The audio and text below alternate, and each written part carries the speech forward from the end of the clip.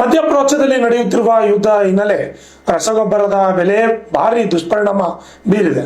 ರಸಗೊಬ್ಬರದ ಅಭಾವದ ಜೊತೆಗೆ ಗೊಬ್ಬರ ಬೇರೆಯವರಿಗೆ ಮಾಡಿರುವುದು ಅನ್ನದಾತರಿಗೆ ಆತಂಕ ಮೂಡಿದೆ ಎಂದು ಕರ್ನಾಟಕ ಪ್ರಾಂತ ರೈತ ಸಂಘ ಚನ್ನಬಸಪ್ಪ ಮಂಶೆಟ್ಟಿ ಅವರು ತಿಳಿಸಿದ್ದಾರೆ.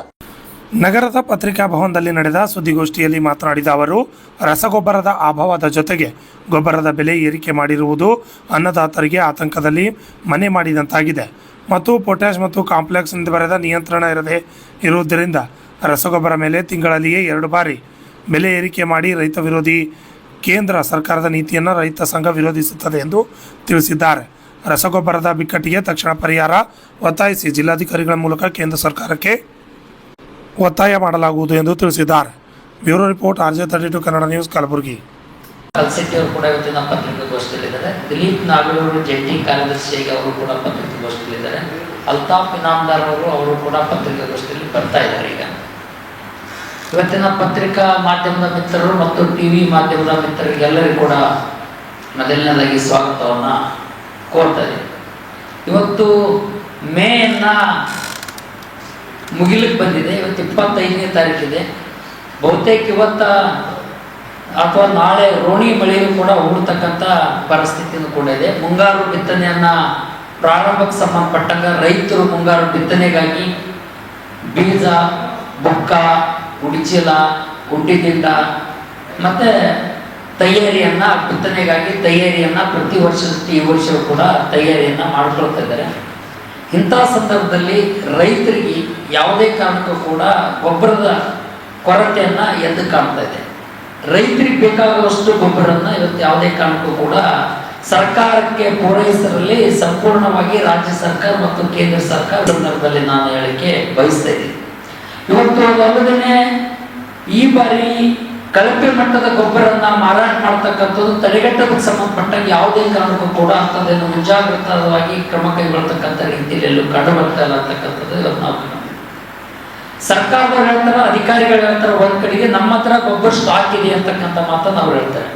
ಆದ್ರೆ ಗೊಬ್ಬರ ಎಷ್ಟು ಮಟ್ಟಿಗೆ ಸ್ಟಾಕ್ ಇದೆ, ಯಾವ ಗೊಬ್ಬರ ಎಷ್ಟೆಷ್ಟು ಸ್ಟಾಕ್ ಇದೆ ಅಂತಕ್ಕಂಥದ್ದು ನಿಖರವಾಗಿರ್ತಕ್ಕಂಥ ಕ್ಲಿಯರ್ ಕಟ್ ಆಗಿ ಮಾಹಿತಿಯನ್ನ ಎಲ್ಲೂ ಕೂಡ ಯಾರಿಗೂ ಕೂಡ ಕೊಡಾದಂತ ಪರಿಸ್ಥಿತಿ ಕೂಡ ಒಂದ್ ಕಡೆ ಕಾಡ್ತಾ ಇದೆ.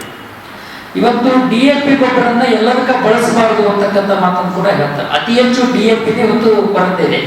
ರಾಜ್ಯ ಸರ್ಕಾರದ ವರದಿ ಕೂಡ ನೋಡಿದ್ರೆ, ಕೇಂದ್ರ ಸರ್ಕಾರದ ಕೂಡ ನೋಡಿದ್ರೆ ಇವತ್ತು DAP ಗೊಬ್ಬರನ್ನ ಇವತ್ತು ನಮ್ಮ ರೈತರಿಗೆ ಬೇಕಾಗುವಷ್ಟು ಸಿಗ್ತಾರೆ. ಅಂದಾಜು ಈ ವರ್ಷದ ಗುರಿ ಮುಂಗಾರು ಬಿತ್ತನೆ ಮಾಡತಕ್ಕಂಥ ಗುರಿ 6 ಲಕ್ಷ ಹೆಕ್ಟೇರ್ ಬರೀ ಕೇವಲ ತೊಗರಿ ಒಂದೇ ಇವತ್ತು ಗುರಿ ಇರ್ತಕ್ಕಂಥ ಒಂದು ಅಂದಾಜನ್ನ ನೋಡಿದ್ರೆ 6 ಲಕ್ಷ ಹೆಕ್ಟೇರ್ ಅಂತ ನೋಡಿದ್ರೆ ಸರಾಸರಿ 1 ಹೆಕ್ಟರ್ಗೆ 2.5 ಎಕರೆ ಕೊಡಿದ್ರು 1 ಹೆಕ್ಟರ್ ಆಗ್ತದೆ. ಅದರಲ್ಲಿ 1 ಎಕರೆಗೆ 1 ಚೀಲ ಗೊಬ್ಬರನ್ನ ನೋಡಿದ್ರೆ ಇವತ್ತು 15 ಲಕ್ಷ ಎಕರೆ ಜಮೀನು ಆಗ್ತಕ್ಕಂಥ ರೀತಿ ಅಂದಾಜನ್ನ ನೋಡಿದ್ರೆ ಅದಕ್ಕೆ ಅವರು ಹೇಳ್ತಕ್ಕಂಥದ್ಕ ಗೊಬ್ಬರಕ್ಕೆ ಯಾವುದೇ ಕಾರಣಕ್ಕೂ ಕೂಡ ತಾಳೆ ಇಲ್ಲ ಅಂತಕ್ಕಂಥದ್ದು ಇವತ್ತು ನಾವು ಗಮನಿಸಬೇಕಾಗಿದೆ.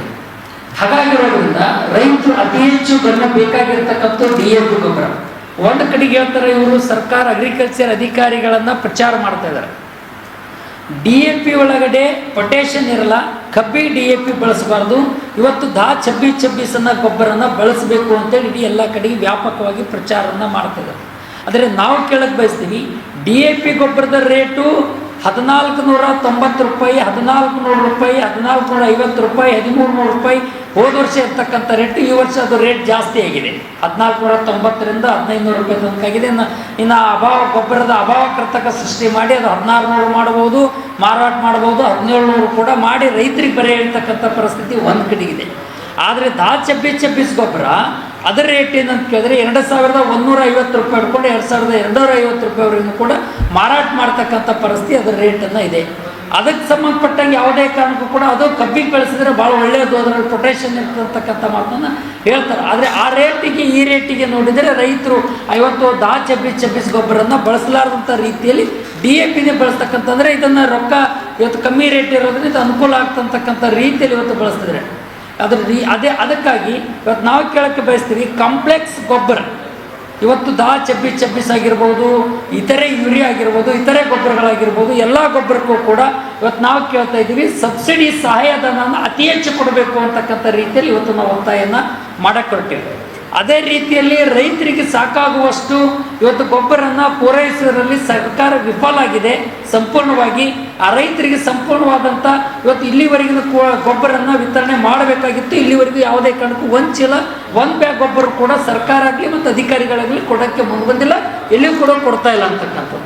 ಇವತ್ತು ಕೆಲವರಿಗೆ ಕೇಳಿದರೆ ಕೆಲವರಿಗೆ ಗೊಬ್ಬರನ ಮಾರಾಟ ಮಾಡೋಕ್ಕೆ ರೈತರು ಹೋಗಿ ಗೊಬ್ಬರ ಕೇಳಿದರೆ ರೈತರಿಗೆ ಏನಂತ ಹೇಳ್ತಾ ಇದ್ದಾರೆ ಅಂತ ಕೇಳಿದ್ರೆ, ಗೊಬ್ಬರ ನಮ್ಮ ಹತ್ರ ಈಗ ಸದ್ಯಕ್ಕೆ ಸ್ಟಾಕ್ ಇಲ್ಲ, ಗೊಬ್ಬರ ಕೊಡೋಕ್ಕಾಗಲ್ಲ, ಗೊಬ್ಬರ ಒಂದು ವಾರ ಬಿಟ್ಟು ಮಳೆ ಬಿದ್ದ ನಂತರ ಗೊಬ್ಬರ ಕೊಡ್ತೀವಿ ಅಂತಕ್ಕಂಥ ಮಾತನ್ನು ಒಂದು ಕಡೆಗೆ ಹೇಳ್ತಾ ಇದ್ದಾರೆ ಅಧಿಕಾರಿಗಳು. ಇನ್ನೊಂದು ಕಡೆಗೆ ಏನು ಹೇಳ್ತಾರೆ, ಯಾವ ಸೊಸೈಟಿಯವರು ಡಿ ಕಟ್ಟಿ ಗೊಬ್ಬರನ್ನು ತಂದು ಇಟ್ಕೊಂಡಿರ್ತಕ್ಕಂಥ ಆ ಸೊಸೈಟಿಯವ್ರಿಗೆ ಏನಂತ ಹೇಳ್ತಾರೆ ಅಂತ ಕೇಳಿದ್ರೆ, ನೀವು ಯಾವುದೇ ಕಾರಣಕ್ಕೂ ನಮ್ಮ ಪರ್ಮಿಷನ್ ಇಲ್ಲದೇ ಗೊಬ್ಬರನ ಮಾರಾಟ ಮಾಡಿದರೆ, ರೈತರಿಗೆ ಗೊಬ್ಬರ ಕೊಟ್ಟರೆ ನಿಮ್ಮ ಲೈಸೆನ್ಸ್ ರದ್ದು ಮಾಡ್ತೀವಿ, ನಿಮ್ಮೆಲ್ಲ ಇದನ್ನು ಕೇಸ್ ಬುಕ್ ಮಾಡ್ತೀವಿ ಅಂತಕ್ಕಂಥ ಮಾತನ್ನು ಒಂದು ಕಡೆಗೆ ಎದುರ್ಸಕ್ಕೆ ಶುರು ಮಾಡ್ತಾ ಇದ್ದಾರೆ.